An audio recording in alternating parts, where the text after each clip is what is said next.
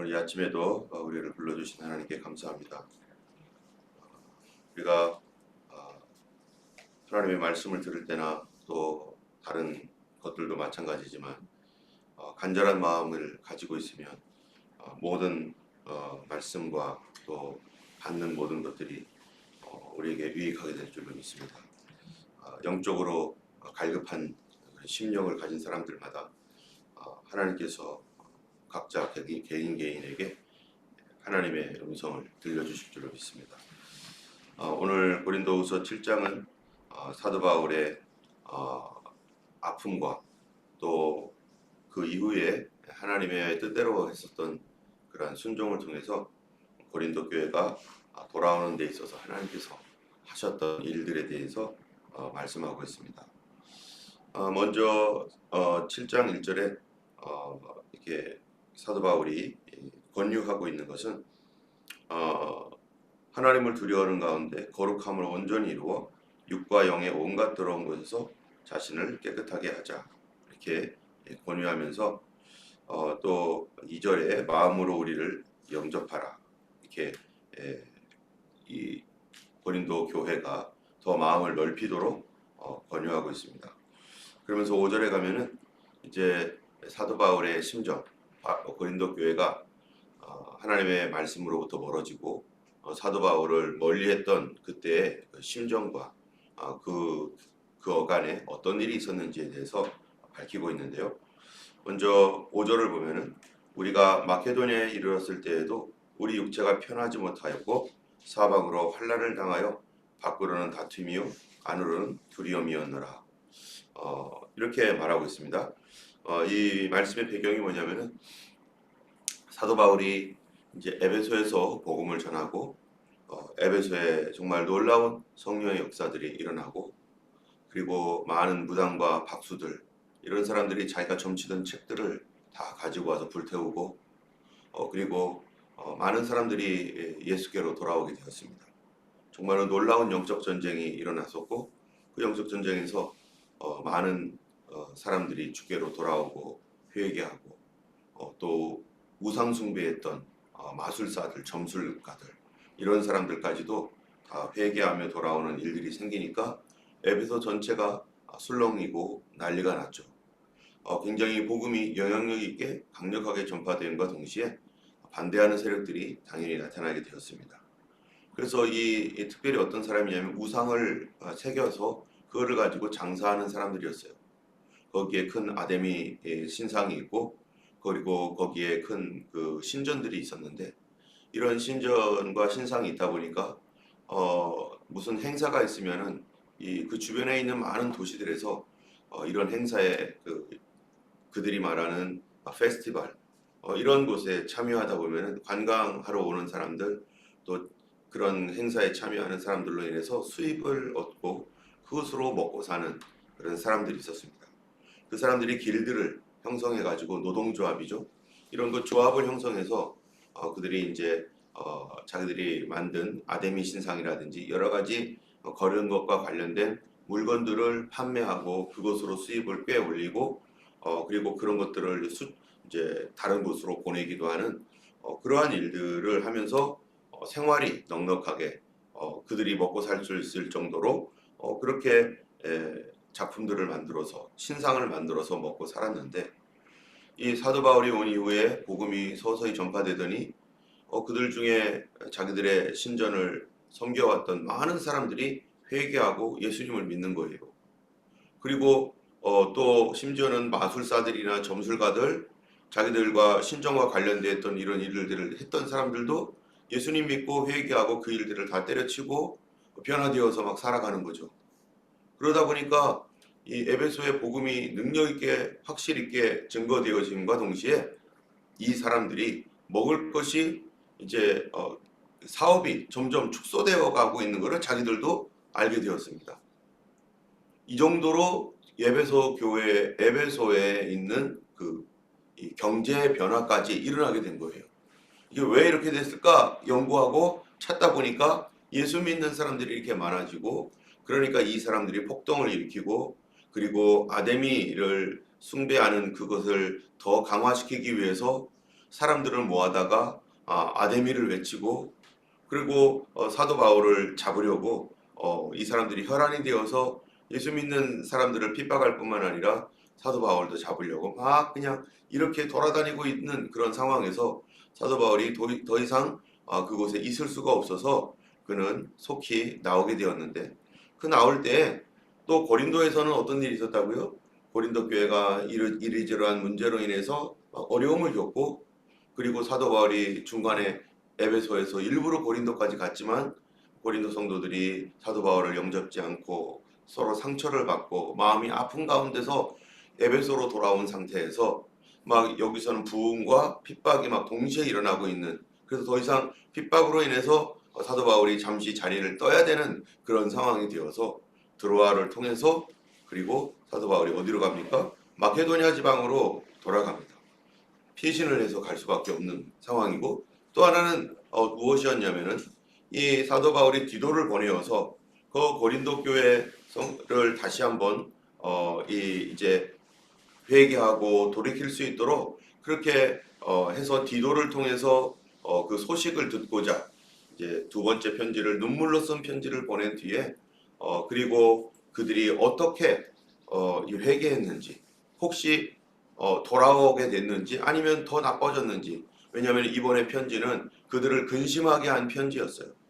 여기 보면은 이 7절에 보면은 8절에 그러므로 내가 편지로 너희를 근심하게 한 것을 후회하였으나 그가 편지를 썼는데 이 편지를 강력하게 쓴 것 같아요.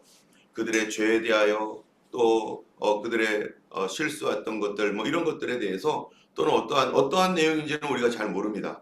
그런데 그 편지를 쓸 때 우리가 그 이전에 사도 바울이 했던 1장에서 했던 말과 같이 사도 바울은 도대체 어떻게 그런 일들을 하고 있는지는 우리가 뭐라고 했냐면 사도 바울이 1장 17절에 보면은 이렇게 계획할 때 어찌 경솔히 하였으리요 혹 계획하기를 육체를 따라 계획하여 예예하면서 아니라 하는 일이 내게 있겠느냐 하나님은 미쁘시니라 우리가 너에게 한 말은 예하고 아니라함이 없노라.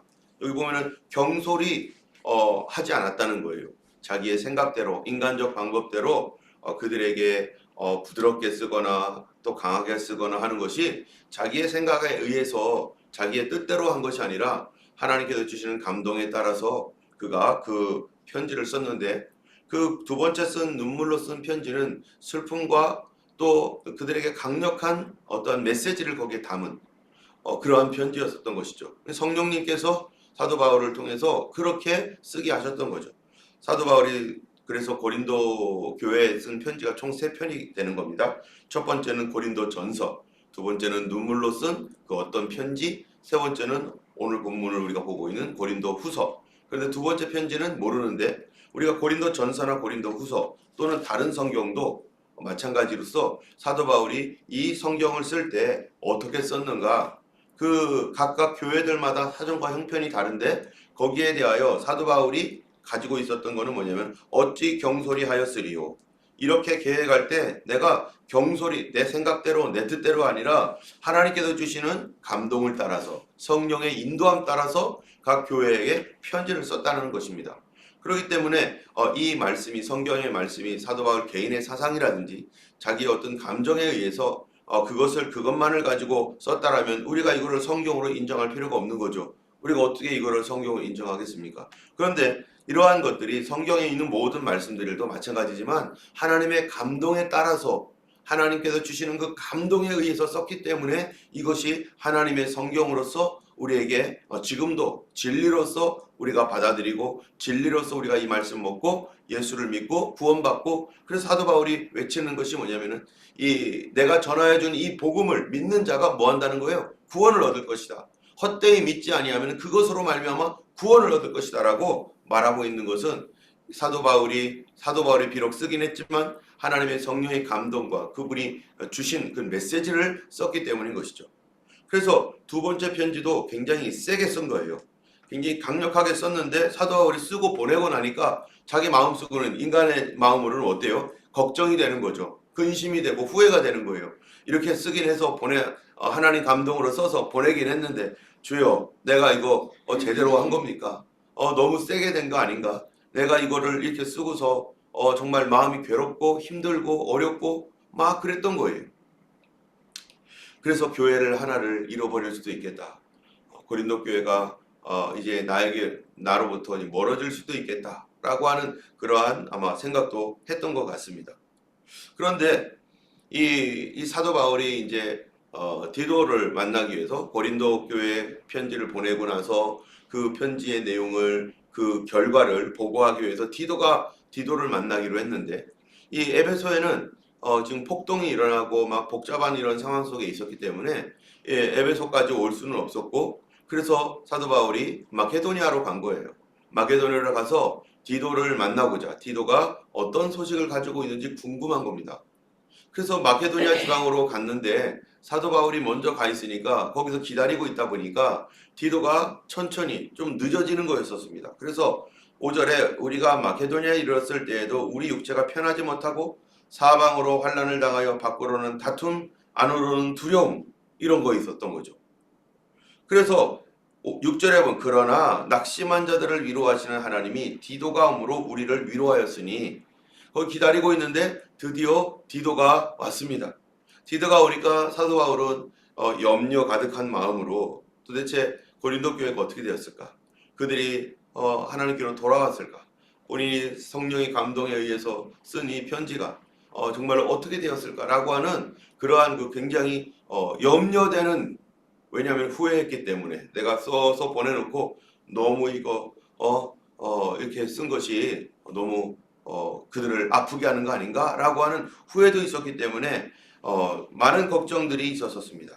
그런데 7절에 보니까 그가 온 것뿐 아니요 오직 그가 너희에게서 받은 위로로 위로하고 디도가 그 편지를 가지고 가서 그들에게 전달해 줬는데 그 편지를 읽었던 사람들이 뭐라고 한 거냐면은 디도를 위로했다는 거예요.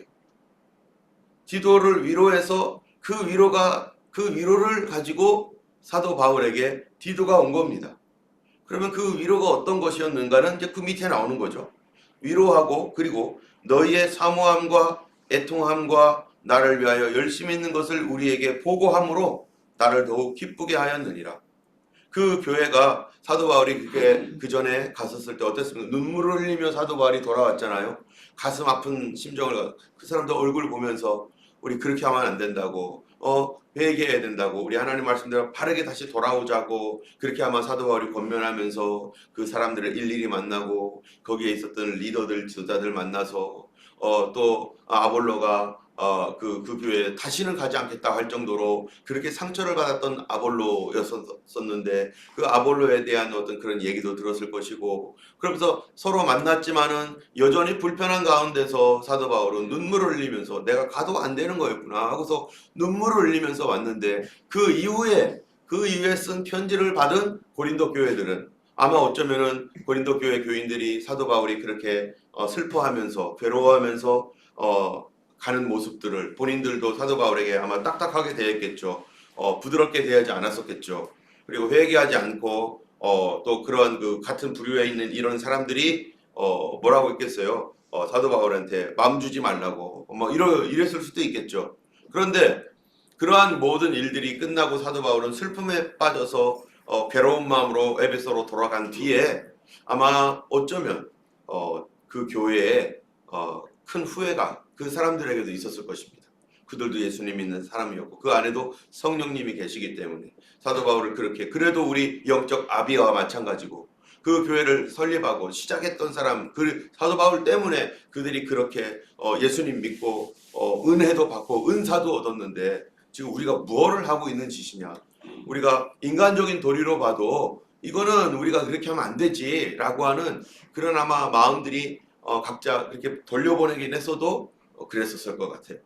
그런 차에 사도 바울의 또 다른 편지가 하나가 온 거죠. 디도를 통해서 편지를 보고서 이 사람들이 후회하고 있었던 마음이었을 텐데 그런지 안 그런지는 모르는 거예요. 그냥 우리가 추측입니다. 그랬을 때인데 아마 이거를 보면서 사람들에게 어떤 일이 있었는가 8절부터 보면은요 이렇게 말을 해요. 그러므로 내가 편지로 너희를 근심에 가게 한 것을 후회하였으나 지금은 후회하지 아니함은 그 편지가 너희로 잠시만 근심하게 한 줄 알미라. 그들이 그 편지를 받고 나서 그들 속에서도 근심이 일어난 것입니다. 근데 이 근심이 어떠한 근심이었는가? 9절에 내가 지금 기뻐함은 너희로 근심하게 한 까닭이 아니요 도리어 너희가 근심함으로 회개함에 이른 까닭이라. 너희가 하나님의 뜻대로 근심하게 된 것은 우리에게 아무 해도 받지 않게 하려 함이라. 그들이 그 편지를 받고 그들 마음속에 근심이 생긴 것입니다. 이러한 근심은 어떠한 근심이냐? 하나님의 뜻대로 하게 된 근심이라는 거예요. 아마 이러한 근심으로 인해서 그들이 이제 어디로 가게 되는가 하면은 내가 왜 그랬을까?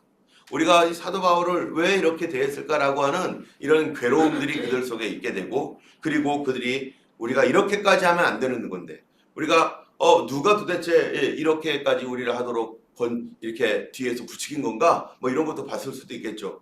아니 사도 바울과 우리가 이런 사이가 아닌데 이렇게까지 우리가 사도 바울을 박대하고 그랬던 것들은 우리가 이거는 인간적으로도 말도 안 되는 것이다 라고 하는 어떤 그런 변화들이 또 일어나면서 하나님의 성령께서 그들 안에서 이것은 잘못된 것이라는 걸 깨닫게 하시고 그들에게 썼던 그 강력한 메시지, 뭐 어떤 내용인지는 모르지만 또 눈물로 처절하게 썼던 그 메시지, 그 사도 바울의 그 심정과 이런 것들이 거기 담겨 있는 이 메시지를 보면서 그들이 후회하게 되고, 그리고 10절에 보니까 하나님의 뜻대로 하는 근심은 후회할 것이 없는 구원에 이르게 하는 회개를 이루는 것이요 세상 근심은 사망을 이루는 것이니라.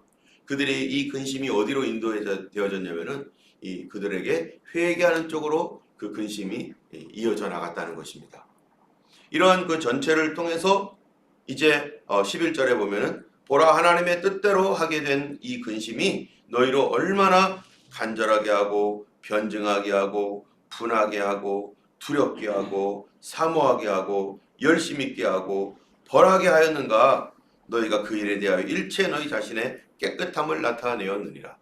7가지의 그러한 모습으로 그들에게 근심이, 그들이 회개한 모습이 나타나는 거예요.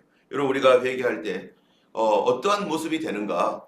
우리가 예수님께 대한 딱딱한 마음, 교회에 대하여, 목회자에 대하여 딱딱한 마음을 가지고 있었던 이 사람들, 특별히 그들을 전도했던 그 정말 영적 아비와 같은 그런 그들을 길러낸 그런 그 사도 바울에 대하여, 그 목회자에 대하여 딱딱한 마음을 가졌던 것들이 풀어질 때 하나님께서 그들을 간절하게 만들었다는 거예요.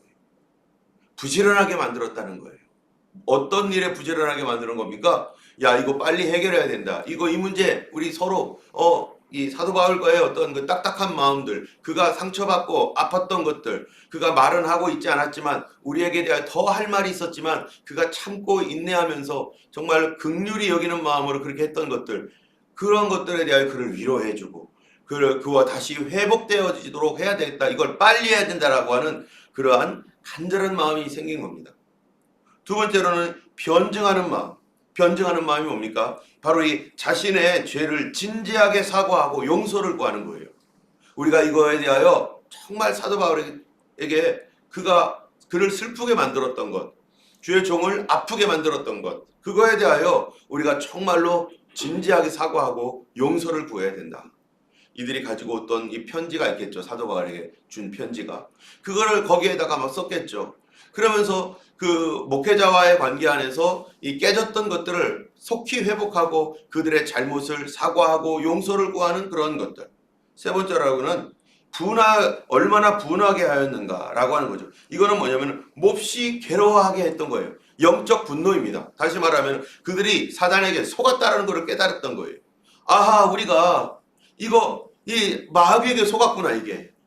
이게 정말 우리 삶 가운데 우리가 이렇게 인간적으로 봐도 이런 식으로 대하면 안 되는 거였는데 우리가 뭐에 쓰였는지, 우리가 이 악한 영에 속아가지고 이렇게 했구나. 이 하나님의 말씀을 우리가 받은 우리가 이 하나님의 말씀을 전달해줬던 그 사람을 오히려 대적했던 이거에 대해서 도대체 무엇에서 그런 건가? 주변에 보니까 외부로부터 왔던 사도 바울의 사도권에 대하여 반대하고 속이고 또 거짓 메시지를 보냈던 이 사람들, 그들이 온전한 그 하나님의 복음이 아니라 거짓 메시지 갖고 와가지고 그 교회를 그렇게 흔들고 참으로 정말로 그러냐? 뭐 이런 식으로 하면서 사도 바울의 사도권에 대하여 흔들고 그가 전했던 메시지를 흔들어서 그들로 하여금 영적으로 어두운 가운데 빠지게 했던 그것에 대하여서 영적 분노가 일어나는 거였어요. 우리도 그렇잖아요. 우리가 사단에게 속고 있었을 때 그 당시에는 그게 옳은 줄 알고 막 그랬다가 그래서 막 그냥 점점점 떨어졌는데 그러다 그거를 깨닫고 난 다음에는 내가 얼만큼 떨어졌는지 알게 되어지고 그리고 그것으로 인해서 내가 앞으로 또 가야 될 길이 이거 멀구나 이거 다시 회복하려면은 이게 너무나 긴 시간을 가져야 될지도 모르고 잃어버린 것들이 그것 때문에 잃어버린 것들이 너무 많은 거죠. 그대 거기에서 그냥 계속 성장했었다라면은 이런 것들이 응답되었을 것이고 이렇게 되었을 텐데 거기서 떨어져 내려가므로 말미암아서 그것도 잃어버렸을 뿐만 아니라 그 전에 가지고 있었던 좋은 것들을 많은 열매들을 잃어버렸다라면은 그것 때문에 뭐가 일어나는 거 속에서 막 분노가 일어나는 거죠. 어떤 분노예요? 영적인 분노. 사단에 대하여서 우리가 속았던 것에 대하여서 그래서 그들이 이것이 얼마나 분하게 하였는가 몹시 괴로웠다는 거죠. 그들 자체가. 그리고 뿐만 아니라 이것이 얼마나 분하게 할 뿐만 아니라 얼마나 두렵게 하며 얼마나 사모하게 하며 그들 마음속에 다시 그 은혜를 사모하는 마음이 생기는 거예요. 그걸 잃어버렸던 것들에 대한 분노와 또 하나님께 대한 하나님과 우리 자신의 사이에 대한 두려움 그리고 그것을 다시 회복해야겠다는 그 간절한 그 사모하는 마음. 우리가 회개할 때 일어나는 현상입니다. 회개할 때 정말로 하나님 앞에서 내가 다시 그 은혜를 회복해야 되는데 그래서 그 회복하고자 하는 사모하는 마음, 간절한 마음이 있으니까 그때 뭐를 하는 거예요? 다시 열심을 내는 것이고 다시 엎드리는 것이고 다시 하나님 앞에 가까이 나오도록 애를 쓰는 것이죠. 뿐만 아니라 여기에 보니까 열심 있게 하며 이 사모하게 하고 열심 있게 하는 거 하나님을 향한 열망을 갖게 하고 그리고 맨 마지막에 뭡니까? 얼마나 벌하게 하였는가. 무리를 일으켰던 사람들, 어려움을 줬던 사람들을 내쫓고 그들을 책망하고 거기에 동조했던 사람들에 대해서 그들이 어떻게 하는 거예요? 그 부분에 대해서 묻고 그리고 또 그들을 징계했고 뭐 이런 것들 그런 것들로 통해서 교회가 완전히 새롭게 되고 변화가 되어버렸습니다. 분위기가 다 바뀌어버렸어요. 공중 권세 잡은 악한 마귀의 역사들이 무너지고 다시 성령님께서 그것을 역사하셨다는 것입니다. 그런데 이런 거를 통해서 이렇게 해서 이들이 돌아옴으로 이제 사도 바울도 이제 한숨 놓게 되고 이제 고린도 교회 갈 수 있겠구나. 그래서 이제 거기서 고린도 교회로 가죠. 그럴 뿐만 아니라 이런 일들로 인해서 한 교회가 살았을 뿐만 아니라 사역에 다시 힘을 얻게 되었고 또 이런 것들이 하나님의 어떠한 하나님의 섭리, 하나님의 계획 안에 어떻게 하나님께서 역사하시는지를 우리가 배우게 되는 것이죠. 여러분 고린도 교회가 어려움이 처했었을 때 그 중에 꼭 이간질하는 사람들이 생기고 외부에서 누군가가 와가지고 그거를 또 그 사람들과 또 꿍짝꿍짝 연합해가지고요. 그렇게 해서 교회가 나뉘어지고 막 이런 일들이 막 생긴 이 고린도 교회. 이런 교회를 바라보는 이 목회자의 심정. 멀리 떨어져서 그거를 바라봐야 되는 게 얼마나 괴롭겠어요. 자기가 떨어져서 에베소에 왔지만 다른 사람에게 맡기고 왔는데 그 교회가 그렇게 힘들어질 때 여기에 있는 목회자는 정말 고통받는 거죠. 내가 너무 일찍 왔나? 내가 너무 그들이 아직 준비가 안 됐는데 내가 이게 온 거 아닌가라고 하는 그 여러 가지 고통과 괴로움 가운데 있었을 때 이렇게 했을 때 이 사도 바울이 그냥 한 것이 아니라 이거를 다 어떻게 한 거예요? 그 교회의 문제를 해결하기 위해서 자기가 하나님 앞에 엎드리고 기도하고 또 기도하면서 뭐를 합니까? 하나님 어떻게 할까요? 하나님 어떻게 해야만 이 교회가 회복될까요? 내가 할 일은 뭡니까? 그는 멀리 떨어져 있지만 이제 아볼로까지 이제 쫓겨왔어요. 이제 제대로 된 목회자도 없어요. 교회가 비어 있는 거죠. 몇몇 거기에 있는 가정교회처럼 그 리더십들은 있겠지만 그러나 그들을 목회하는 목회자가 없는 그런 상태에 있는 이 교회 사도 바울이 하나님 앞에 이 문제 해결에 대하여 자기 혼자 궁리하면서 가는 게 아니라 누구의 감동에 따라가는 거예요? 성령님의 감동, 성령님의 인도. 여러분 우리의 문제도 우리가 해결할 수 없는 문제들 많이 있습니다. 내가 어떻게 손 쓸 수 없는 일들, 우리 자녀들의 일들도 그렇잖아요. 또 나의 어떤 사업이나 어떤 여러 가지 우리 형제들에 관련된 이런 일들. 그럴 때 우리가 기도할 수밖에 없죠. 그런데 어떻게 기도해야 될 것인가? 이걸 되게 해주세요. 저렇게 되게 해주세요. 내가 생각한 방법대로 되게 해주세요. 이런 것이 아니죠. 하나님 이 문제를 위해서 내가 해야 할 일은 뭐고 우리는 어떻게 하기를 원하고 내가 어떤 방면에서 하나님 앞에 순종해야 되겠습니까? 여러분 순종이 중요한 게 뭡니까? 순종에는 하나님의 약속이 있기 때문입니다. 지난번에도 우리가 금식 기도에 대해서 얘기했지만 여러분 금식 기도가 중요한 이유가 뭐예요? 금식이라고 하는 것이 밥을 안 먹는 것이 나이가 막 영적인 능력이 나타나고 막 금식했다고 해서 막 내 속에서 막 새로운 막 뭐가 막 터져 나오고 그런 건 전혀 아니잖아요. 그렇다면은 굶는 사람은 뭡니까? 어떤 사람들은 정말 먹을 것이 없어서 쫄쫄 굶고 있는데 그러면 그들도 그게 금식입니까? 그냥 그러한 것들이 뭐 무슨 뭐 일이 있습니까? 아무것도 없어요. 그냥 더 힘들어지는 것뿐이에요. 그런데 여기에 금식 기도라고 할 때 금식 기도에 목적이 있는 거죠. 금식 기도에는 약속이 있는 거였어요. 그게 뭡니까? 바로 이런 유는 금식 위에는 나갈 수가 없다고 하셨던 말씀처럼 사단의 역사를 끊어버리는 그것을 믿고 하나님 앞에서 금식하고 결단할 때 그것을 그 약속이 있기 때문에 금식 기도가 능력이 있는 것이지 하나님께 그래서 약속을 믿고 순종할 때 그 금식을 통해서 사단의 역사를 끊어내시는 하나님의 역사가 나타나는 것인 것처럼 바로 우리가 어떠한 일이든 간에 내가 하나님 앞에 주셨던 믿음, 감동과 그것이 하나님의 말씀이었다면 우리가 그 일에 대하여 그것이 어떤 것이든 간에 일단 순종하고 나갈 때 그 순종을 통해서 하나님은 뭐를 하시는 거예요? 그분이 직접 일을 하시고 그분이 만져주시고 내가 했던 그런 행동의 문제가 아니라 내가 순종했다라는 것이 중요한 거죠. 순종에는 언제나 뭐가 있어요? 약속이 있는 것입니다. 순종이라는 말은 하나님의 약속에 대하여 믿고 그대로 따라가는 것이 순종이기 때문에 사도 바울에게 개인적으로 성령님께서 아마 감동을 줬겠죠. 무슨 감동이었었어요? 거기에 가라. 거기에 고린도에 네가 가라라고 하는 감동을 주어서 사도 바울이 경솔히 하지 않고 그대로 순종하여 갔을 때 그 갔는데 그 결과는 뭐였었습니까? 실패였습니다. 근데 이 실패는 다음번 진짜 승리를 위한 뭐였었던 거예요? 하나의 하나님의 과정이었던 거죠. 우리가 어떤 일을 순종을 했는데도 불구하고 어떤 일도 일어나지 않고 오히려 더 악화될 수도 있고 어떨 때는 이게 왜 이렇게 되지? 그렇게 할 수도 있었던 것이죠. 그런데 그것이 하나님 앞에서의 온전한 순종, 내가 해야 할 도리로서의 순종이었다면 그 순종을 결국은 하나님이 받으셔서 그것 때문에 그 실패 때문에 다음번에 승리를 하나님께서 더 큰 승리로 사단의 세력들을 깨뜨리고 사람들을 돌이키게 하는 그 일로 하나님께서 바꿔주신다는 것입니다. 때문에 우리가 모든 범사에 있어서 어떤 일이든지 하나님 내가 이런 어려운 가운데 이런 문제 속에서 나는 무엇을 해야 됩니까? 하나님 내가 어떻게 하기를 원하십니까? 어쩔 때는 하나님께서 가만히 있어라. 너는 가만히 있어라 라고 할 때도 있어요. 내가 막 가서 하면은 뭔가 될 것 같은데 아니야 너는 가만히 있어. 너는 조용히 가만히 있으면 돼. 여기서 기도하고 있어라. 또 어떨 때는 뭐예요? 너가 가라. 너가 가서 그 사람들을 만나라. 사도 바울은 아마 그랬던 것 같아요. 너가 가서 그 사람들을 만나라. 근데 가서 만났는데 주님 순종했는데요? 순종했는데 왜 이렇습니까? 순종했는데 왜 이게 일이 가면 하나님 말씀대로 순종해서 거기 가면은 사람들이 다 회개하고 뒤집어지고 다 돌아올 줄 알았는데 하나님 왜 그렇습니까? 여러분 모든 일들은 다 절차가 있는 것이죠. 이러한 그들의 사도 바울을 만나고 사도 바울을 그렇게 슬프게 돌려보냈던 것에 대하여 그들에게 후회감 또 그들에게 죄책감 이런 것들이 남겨져 있었을 것입니다. 그리고 나서 사도 바울도 힘들고 고통스러운데 이제 또 하나님 이제는 내가 뭐를 순종해야 될까요? 어떻게 할까요? 저도 여러 가지 어떤 일들과 문제가 있고 사람들과의 개인적인 어떤 성도들과의 어떤 일들이 있을 때 제가 하나님 앞에 어떻게 하겠습니까? 경솔하게 함부로 가가지고 막 이렇게 할 수가 없어요. 왜?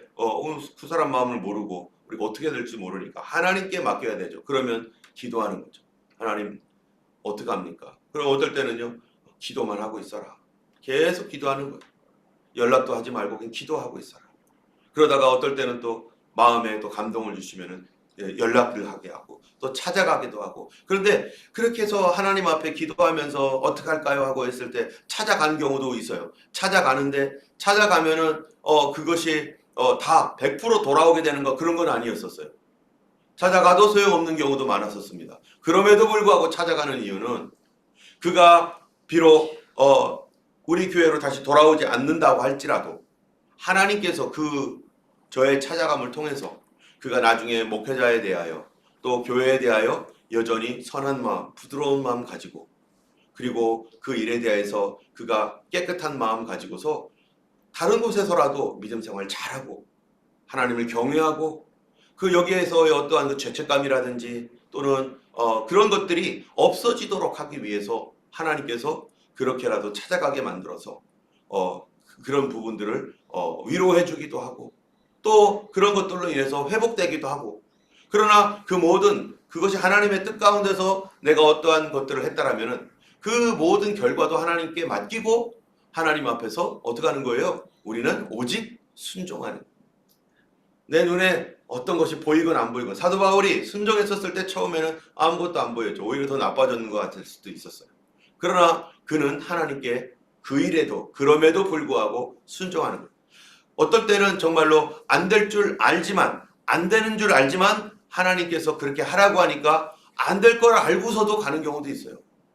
여전히 안 되죠. 그래도 그러나 그것을 통해서 내 눈에 안 보이지만 하나님은 또 다른 일들을 그 영혼을 위해서 또 나의 순종을 통해서 나에게도 뭔가를 하시고 그 영혼에게도 좋은 것들을 하시기 때문에 그러나 그럴 때 내가 순종하지 않고 인간적으로 그냥 했으면은 나에게도 어떻겠어요? 찝찝함과 하나님 말씀을 하셨는데 내가 안 했구나라고 하는 이 아픔이 있고 그에게도 그렇게 하고서 어떠한 그것이 해결되지 않은 상태에서 계속 지내고 있다라는 그러한 나중에 그 영적으로 그냥 묶일 수도 있는 그런 일들도 있기 때문에 우리가 오고 안 오고에 상관없이 하나님이 뭐라고 하시는가에 따라서 오직 순종하고 하나님은 한 영혼 한 영혼을 사랑하시기 때문에 그들을 언제까지 그대로 두지 않습니다. 반드시 하나님께서 그를 보살피게 하시고 돕게 하시고 그러나 그 모든 과정들이 기도 가운데 성령님과 함께 할 때 하나님께서 그 일을 통해서 모두에게 선을 이루시는 것이고 사도 바울에게 있어서 이런 일들 그래서 편지 그 다음에 편지를 보냈었을 때 그것도 그냥 보냈겠어요? 하나님께 많이 기도하면서 보낼까 말까 하나님 어떻게 하면 좋겠습니까? 하면서 메시지를 줬기 때문에 보낸 거죠. 여러분 어떨 때는요 하나님께서 주시는 메시지가 있습니다. 성도를 위해 기도할 때 그를 향한 메시지를 어떨 때는 목회자에게 줍니다. 교회에서 우리가 이렇게 기도할 때에도 그 주일날 예배를 드리고 또 말씀을 줄 때 이미 하나님께서 다 메시지를 줘요.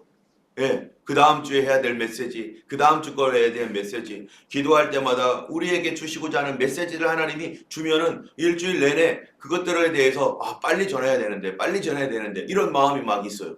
메시지를 주시면 그 메시지를 듣고 성도들이 거기에 안에 반드시 하나님이 만지시는 사람, 회개시키시는 사람, 그를 돌보시는 사람 이런 사람들이 있는 것이죠. 사도 바울에게 고린도 교회에게 주신 메시지가 있었는데 그 메시지를 그는 강력했지만 그는 눈물로 이 메시지를 써서 보냈습니다. 어쩌면은 안 보낼 수도 있겠죠. 이거 보낸다고 되겠어? 이미 내가 갔는데도 안 됐는데 이거 보낸다고 되겠어? 이랬을 수도 있겠지만 그런데 그가 기도하면서 하나님 앞에 보냈던 모든 일들을 사도 바울이 하는 행동, 선교 사역들을 보면은 그가 하나님께 기도하며 인도함을 받고 그렇게 순종하며 따라갔던 것들을 우리가 잘 알고 있습니다. 이 큰 문제가 있었을 때 당연히 사도 바울이 계속해서 하나님 앞에 묻고 갔던 것들을 우리가 기억하면서 우리의 모든 삶에서 우리가 오직 뭐만 중요한 거예요? 결과는 하나님께 맡겨야 되지만 우리가 그때 내가 해야 할 선한 사역, 선한 하나님의 뜻을 나는 어떻게 순종할 수 있을까? 하나님이 원하시는 대로 어떻게 순종할까? 여러분 하나님께서 주시는 그 메시지에 하나님의 마음의 그 기초가 뭡니까? 그거는요 사랑입니다. 그 사랑을 실천하기까지 우리가 악한 대로 행동하는 것은 쉽습니다. 그런데 사랑으로 행하는 것은 너무나 어렵습니다. 사도 바울이 거기 가서 그렇게 눈물을 흘리고 돌아왔는데 자기도 상처받았잖아요.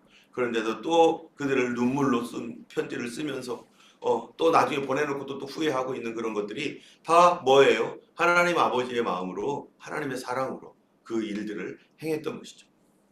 우리가 우리 주님 앞에서 정말로 무엇이든지 기도하며 하나님의 말씀에 그분의 사랑의 말씀에 순종하여 모든 일들을 사랑과 화해와 또 하나님께 대한 충성심을 가지고 우리가 믿음으로 살아갈 때 하나님께서 영광을 받으실 것이고 그거를 통해서 많은 영혼들을 구원하고 교회를 살리는 일들도 하나님이 역사하실 줄로 믿습니다. 이 시간 우리 함께 기도하겠습니다. 오늘 낮에는 평등법안을 반대하는 그 일, 하나님께서 우리에게 주신 그러한 순종의 이 작은 헌신을 통해서 우리의 작은 헌신이 하나님께서 주신 순종이었다면 이것이 큰 일을 이루실 것입니다. 우리 하나님께서 계속해서 이 평등법안에 일하시는 모든 분들에게 성령의 충만함과 능력과 하나님의 은혜를 더욱 부어주시도록 기도해 주시고 늘 건강하게 나오시는 분들이 연세가 이신 분들도 계시거든요. 늘 건강하게 오히려 더 강건해질 수 있도록 하나님 도와주시도록 기도해 주시기 바라고 또 오늘 있을 모든 교회 사역과 여러분들의 모든 일들을 주님께 올려드리며 하나님 어떻게 할까요? 주님 뜻이 무엇인지 오늘도 구하며 성령의 감동 따라 살아가는 여러분 되도록 구하시기를 바랍니다. 기도하겠습니다.